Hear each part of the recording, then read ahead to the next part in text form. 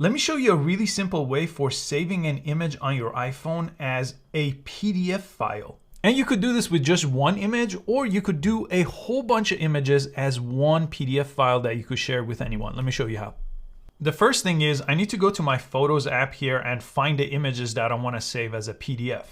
Now, if I select one, I could do it with one, or in this case, I'm going to go ahead and select about 5 or 6 different images here, and I'll go ahead and with them selected, press the share icon right over here. And I have to scroll down and click print. So once you click print, it's going to give you this print menu. We don't want to print it, but all we have to do now is press share again right on top. And this time we're going to go ahead and save this to file. This option will show up over here. I'll press save to file. And then it's going to ask you, this is your iCloud drive. It's going to ask you where you want to save it. So I'm going to choose my desktop here. This is going to be on my iPhone.